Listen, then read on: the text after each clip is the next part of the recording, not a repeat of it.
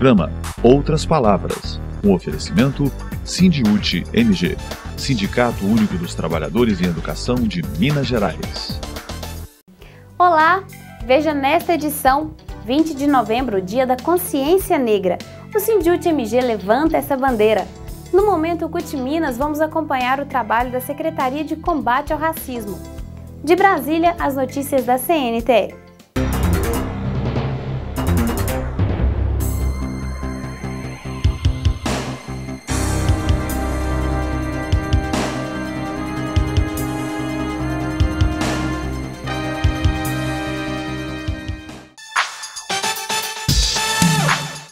A história do Brasil finalmente incluiu a história de nossas negras raízes no currículo escolar, com a aprovação da Lei 10.639, que implementa o ensino da cultura africana e a luta do povo negro no país. Educação em Debate. Nossa conversa hoje é com a Ieda Leal. Ela é pedagoga, 20 anos de educação básica pública de Goiás, foi presidenta do Sintego por 2 gestões. Seja bem-vinda a Minas Gerais, Ieda.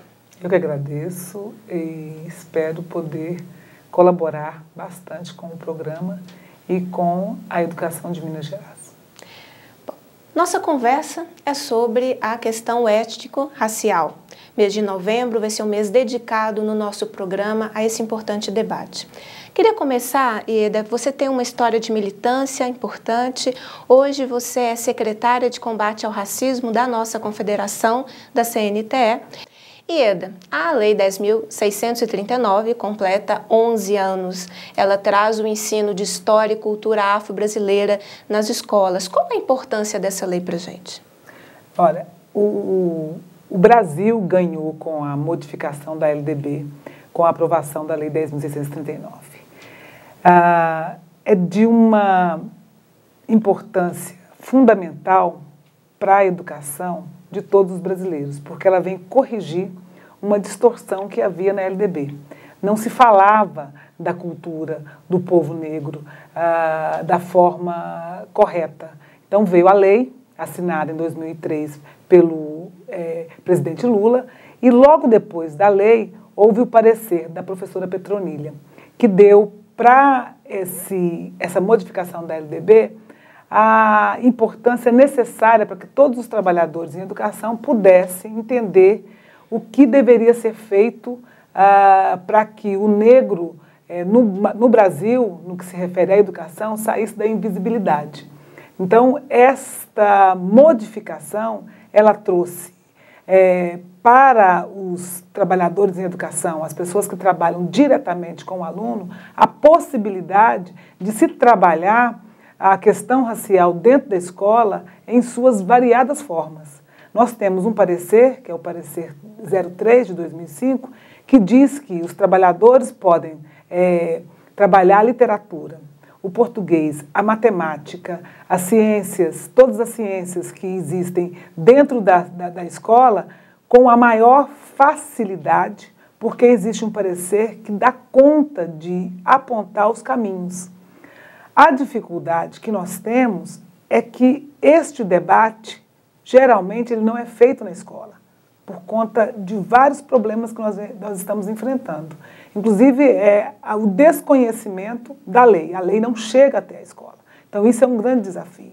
Nós temos uma lei que veio para corrigir, é uma lei boa, tem um parecer que é extraordinário, mas os trabalhadores de educação, eles ainda não conseguem ter o acesso. Existe uma omissão do Estado e existe um desconhecimento do trabalhador da educação. Então, nós precisamos, nesses 11 anos, nós temos um trabalho do movimento negro, as pessoas ligadas ao movimento negro e ligadas à educação têm feito um brilhante trabalho, mas nós não temos uma ação coordenada pelo Estado, coordenada pelas prefeituras, para que esse momento de debate e formação, ele possa, de fato, se concretizar no chão da escola. Bom, Ieda, falando da nossa categoria dos profissionais do magistério, na sua avaliação hoje, as licenciaturas têm dado conta deste debate e de outros que não eram feitos anteriormente? Nós temos, os nossos professores têm sido formados com este olhar? O desafio é formar os formadores, é fazer com que esses formadores desses profissionais que vão trabalhar diretamente nas escolas, eles possam se apropriar da história do negro no Brasil. E aí sim nós vamos ter em cadeia essa situação sendo colocada para quem de fato precisa hoje compreender a história do negro no Brasil. Então, qual é a importância?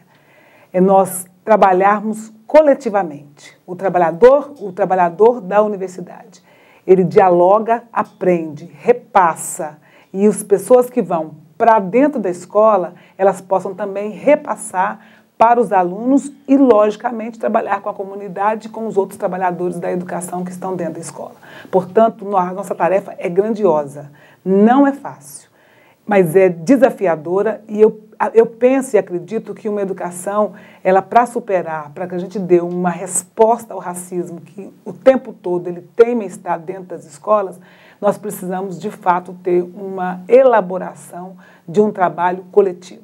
Portanto, os professores universitários têm um papel importante, porque eles vão garantir, depois que eles de fato se apropriar de toda essa história, o repasse. E esse repasse será feito também para os trabalhadores em educação que vão atuar nas escolas, repassando para as crianças. Enfim, nós vamos criar um diálogo nacional e uma vontade, de fato, de mudar e de dar uma resposta para que o racismo ele possa definitivamente ser banido de dentro das nossas escolas.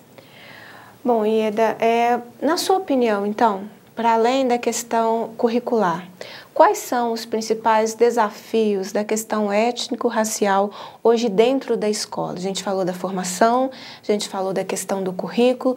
O que mais a CNTE enxerga que são desafios nessa demanda?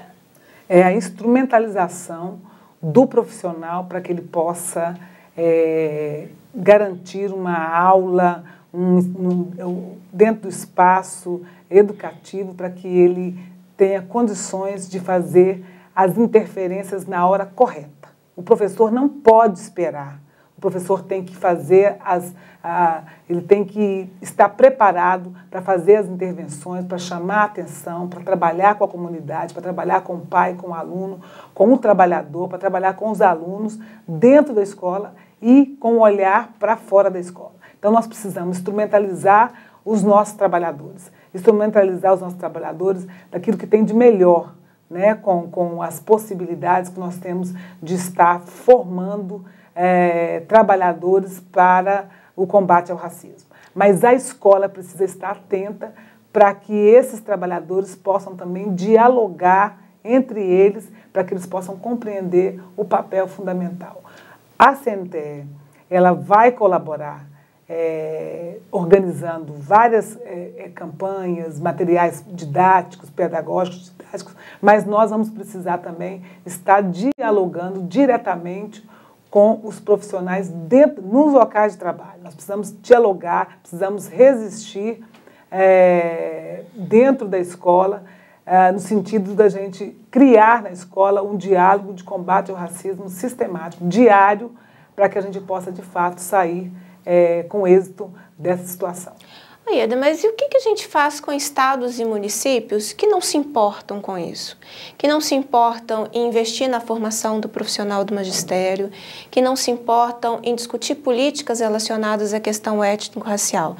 Porque o Estado, que é o garantidor do direito, muitas vezes é o primeiro a desrespeitá-lo. O que fazer quando isso acontece?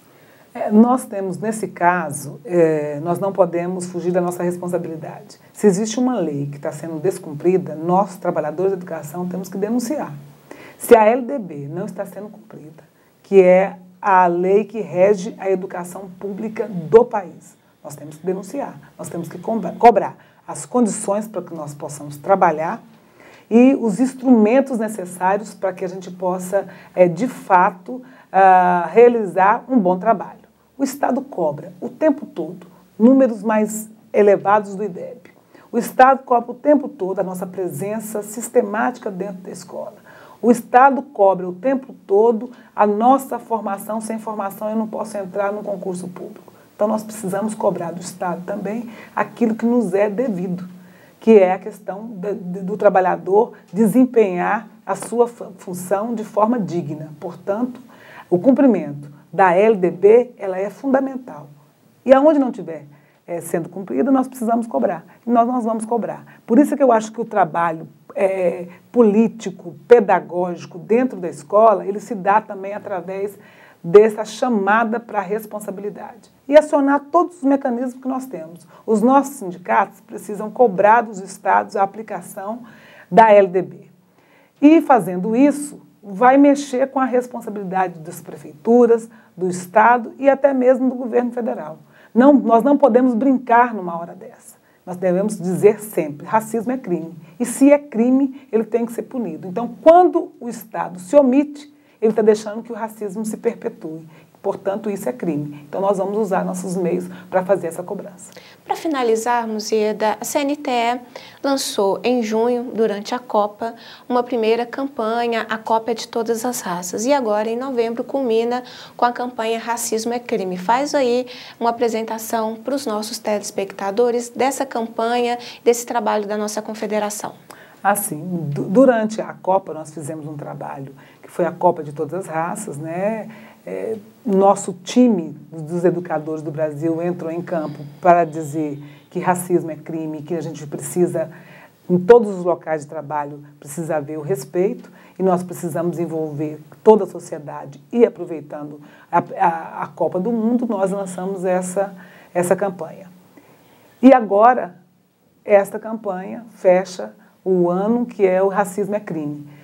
O 20 de novembro é uma data especial para nós, trabalhadores da educação, para nós negros do Brasil, para todo o Brasil, que é uma data onde a gente celebra a existência de Zumbi dos Palmares. Não esquecendo que nós somos herdeiros dessa vontade política de um homem que lutou, né, que foi tirado a vida e para que ele pudesse denunciar que racismo existia no Brasil e que é crime. Nós precisamos fazer com que essa memória de Zumbi ela seja revivida sempre. Portanto, o 20 de novembro, o mês de novembro, ele é referência para a luta de combate ao racismo. Então, a CNTE, juntamente com a Central Única dos Trabalhadores e com todos os sindicatos que são filiados à CNTE, ela vem demonstrando também essa condição de trabalhar e ajudar no combate ao racismo.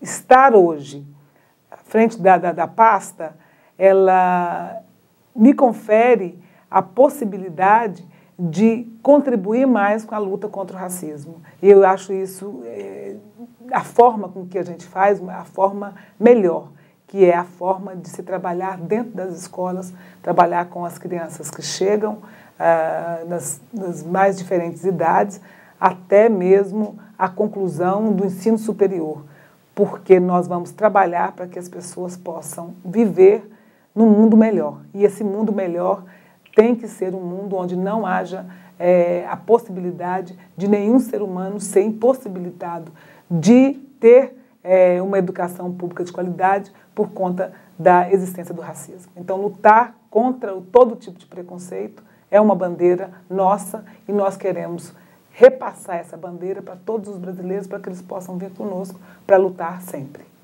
Bom, Ieda, agradeço a sua participação aqui no Outras Palavras e o Sindiúte deseja sucesso na Secretaria de Combate ao Racismo, que é uma secretaria nova, que nós votamos no último congresso da nossa confederação. Sucesso nas demandas, que são muitas e muito importantes, e pode contar sempre com o nosso sindicato. Eu que agradeço. Ações pedagógicas e iniciativas exitosas em Divinópolis, fruto da implementação da Lei 10.639 de 2003, que determina que as escolas trabalhem com os alunos a igualdade racial. Essa foi a proposta do primeiro seminário da SRE de Divinópolis, Afroconsciência. Com essa história, a escola tem tudo a ver, que aconteceu na Escola Estadual São Tomás de Aquino. Apesar da Lei 10.639 de 2003 não ser uma realidade em todas as escolas, sua implementação muda positivamente a rotina diária escolar. Esse é um trabalho que vem diversificando várias escolas por motivos diversos.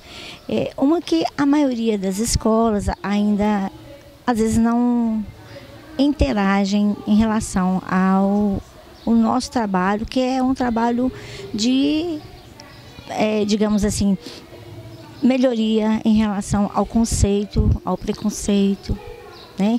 E as escolas em si têm várias maneiras de expressar sua diversidade. A diretora do Departamento de Políticas Sociais do Sindiúti, subsede Divinópolis, Catarina Vale, que é uma lutadora da igualdade racial, afirma que a questão é de toda a comunidade, na busca da construção de dias mais justos e igualitários. Leis abolicionistas, ventre livre, a questão do sexagenário, tudo foi já apropriado para que os europeus começassem a chegar no Brasil, né? Aí os europeus chegavam, os italianos, os holandeses tinham casa, tinham comida, tinham salário. A pauta é conteúdo social, conteúdo de conflito. Como que eu vou lidar com os alunos? Eu evito de falar nesses conflitos também. Ou então nós vamos deixar que o futebol, essa máquina de ganhar dinheiro, leve o debate da sociedade. O evento aconteceu no mês em que se comemora o Dia Nacional de Luta Racial, 20 de novembro.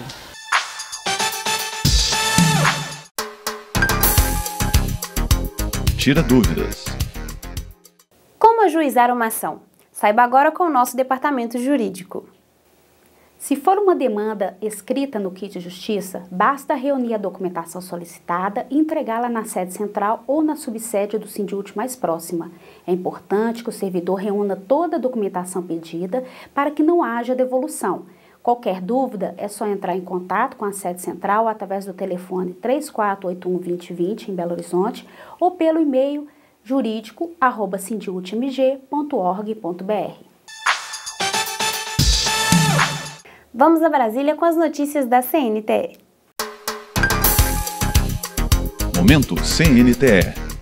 A CNTE reuniu representantes de 24 entidades filiadas para o 5º Seminário Nacional de Comunicação Vito Gianotti, um reconhecimento póstumo ao mestre da comunicação sindical e idealizador do Núcleo Piratininga de Comunicação, grupo que incentiva o protagonismo dos trabalhadores. O legado de Vito foi tema de uma homenagem. Com o objetivo de ajudar os pobres. Feminista, defendia a igualdade. Operário em São Paulo, fez militância dentro das fábricas e foi preso por seus ideais. A jornalista Cláudia Santiago recebeu a placa que sintetiza o respeito e a admiração da CNTE pelo seu marido, que sempre defendeu a igualdade entre as pessoas.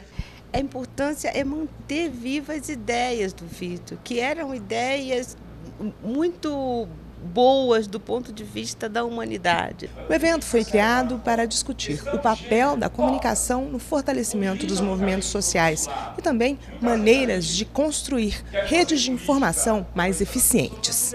Esse encontro é fundamental porque ele tem o objetivo de melhorar e de aprofundar a comunicação dos sindicatos com a sua base e também com a sociedade. O jornalista Renato Rovai, coordenador da revista Fórum, falou sobre as potencialidades e os limites das redes sociais ante os conglomerados de comunicação.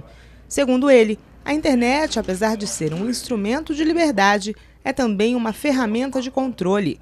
Por isso, é preciso lutar pela ampliação do espaço democrático. Parece que o novo vai tirar o lugar de alguma coisa que a gente está acostumado e aí a gente demora para incorporar aquilo na nossa luta, na nossa vida cotidiana.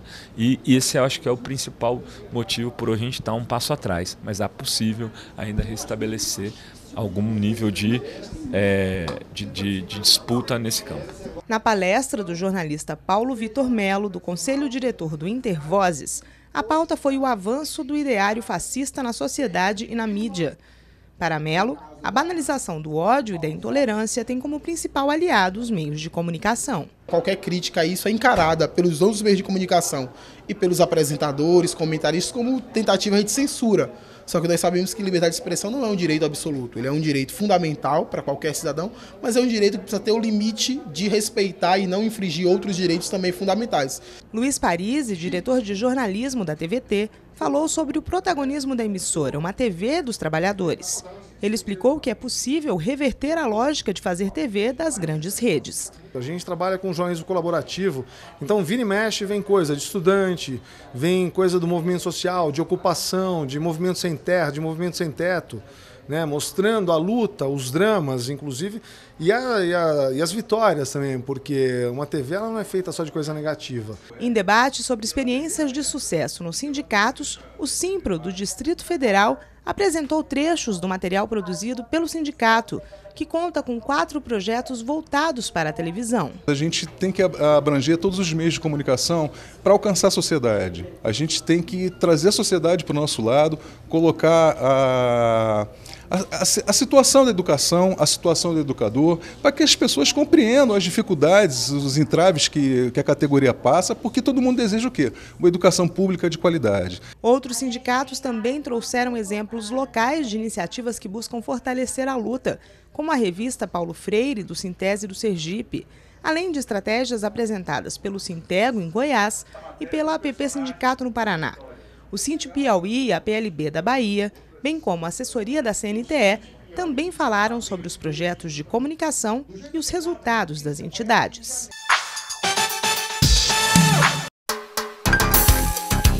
Choque de realidade. Um rastro de quilômetros e quilômetros de destruição, mortos, desaparecidos e danos ambientais incalculáveis. É o que se contabiliza da tragédia provocada pela Samarco, empresa controlada pelo consórcio entre a anglo-australiana BHP Billiton e a brasileira Vale S.A., no distrito de Bento Rodrigues, localizado a 25 quilômetros de Mariana, no dia 5 de novembro deste ano. No local, onde viviam cerca de 600 pessoas, hoje o que se encontra é desolação, indignação e muita tristeza em meio a um mar de lama. É esse o cenário descrito pela presidenta da CUT Minas e coordenadora geral do Sindiúte-MG, Beatriz Cerqueira, que esteve no local. Você que esteve acompanhando, né, a situação em Mariana, o que é que se pode relatar de fato do que se vê naquele local? Bom, a primeira questão que não foi um acidente. E o governo do estado e a população mineira não podem encarar como uma mera fatalidade. Ali existe uma mineradora vinculada a uma grande multinacional, que é a Vale do Rio Doce, que está ali extraindo as nossas riquezas e extraindo à custa das condições do povo da região. Então, eram 3 barragens, 2 se romperam, e esse rompimento evidenciou que a mineradora não tinha um plano de atendimento emergencial, que a mineradora não tinha condições de alertar a população de todos os distritos afetados, que foram vários. A mineradora não teve condições de dar um suporte adequado desde a primeira hora à população afetada. Então, isso precisa servir de lição para que todos nós, mineiros, possamos repensar a mineração em Minas Gerais. Nós sabemos que as mineradoras contribuem com financiamento privado das campanhas, então nós temos muitos deputados estaduais, federais, executivos, que recebem dinheiro na época de campanha. E neste momento agora vão ser muito passivos, vão tratar a mineradora como uma vítima e não como a grande responsável pela tragédia que está acontecendo. Então é importante a gente ficar muito alerta. Acho que deveria ter uma CPI da mineração. Não é possível que a mineradora esteja atuando livremente e que continue. Os impactos no meio ambiente e para as comunidades serão impactos de longo prazo para os pequenos agricultores, para a agricultura familiar. Mariana não será a mesma.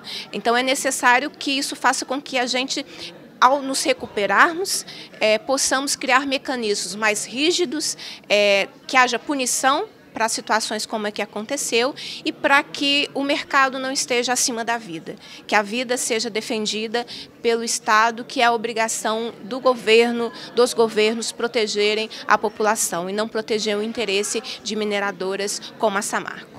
Pois é, e há relatos, Beatriz, de que também não é só essa realidade de risco, de perigo, né? A gente sabe que vários outros perigos rondam diversas comunidades. Muitos alertas do MAB, do Movimentos Atingidos por Barragens. A gente vê aí um grande contingente de pessoas, a exemplo de Mariana, à mercê dessa situação. Exatamente. Locais em que também não haverá um alerta, caso haja um rompimento de barragem, locais em que a mineradora e a região não estarão preparados no caso de uma tragédia semelhante. Então a gente precisa realmente aprender com essa dura lição que Minas Gerais está vivendo, né? A solidariedade que eu vi em Mariana é muito presente, muito forte, mas nós não podemos nos resumir à solidariedade. Alguém precisa pagar pelas 28 pessoas desaparecidas e pelas mortes já confirmadas. As coisas não podem ser tratadas como um mero acidente, uma questão de casualidade. Ao contrário, poderia ter sido evitada, as mortes poderiam ter sido evitadas.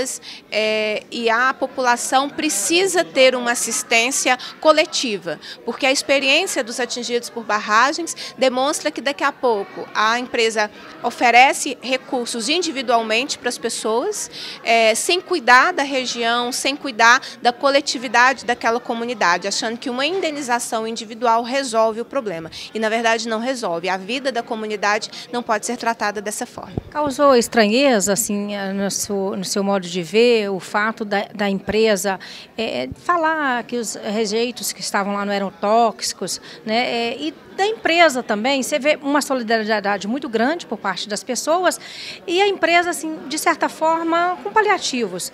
Haveria que existir, assim, neste momento, um posicionamento muito maior, muito mais incisivo de governo, da empresa, enfim, porque o que se vê lá é uma tragédia, assim, de dimensões incalculáveis. O que eu vi foi a tentativa de construir uma falsa ideia de tranquilidade, de diminuir o impacto da tragédia que realmente aconteceu. Então a gente ouvia permanentemente, né? Hoje são mais de 600 pessoas acomodadas em hotéis, que estariam sendo assistidas pela empresa e por órgãos do governo do estado, o que na verdade não fazem mais do que a obrigação. Mas é necessário que as pessoas tenham respostas mais imediatas quanto ao seu futuro. E onde vão morar, como se restabelecerão, né, as relações da comunidade, como a empresa pagará ao povo de Mariana toda a tragédia que causou, né? É necessário ter um processo sério de investigação, por isso me causa muito estranheza que o governo do estado dê coletivas à imprensa de dentro da mineradora. A mineradora é uma suspeita, né, de ter agido, no mínimo, com culpa para causar tamanho sofrimento. Se agiu com culpa ou com dolo, as investigações que vão identificar, né? Mas a ideia de dar coletiva à imprensa de dentro da empresa passa uma mensagem, na minha opinião, equivocada, de parceria, de acidente, e não é a realidade de Mariana. O governo precisa estar ao lado do povo e conversando com o povo nesse momento de dificuldade. E vale lembrar também que a mineradora está lá há muitos anos, né? Então tem responsabilidades aí para trás de governos anteriores, fazendo licenciamentos ambientais indevidos, ou seja, uma certa omissão, e vamos dizer assim, até mesmo dos agentes, né, responsáveis por fiscalizar, por cobrar, não? Na verdade, seria uma excelente oportunidade para que o atual governo do estado apresentasse à sociedade esse balanço da mineração da última década, né, de tudo que aconteceu e que coloca a população em risco e que precisa de mudança, porque este governo foi eleito para mudar e não para dar continuidade à política que até então estava acontecendo no nosso estado nos últimos 12 anos. Então também seria importante esse balanço para a população desse qual é o cenário da mineração nos últimos 10, 12 anos, a população tem o direito de saber.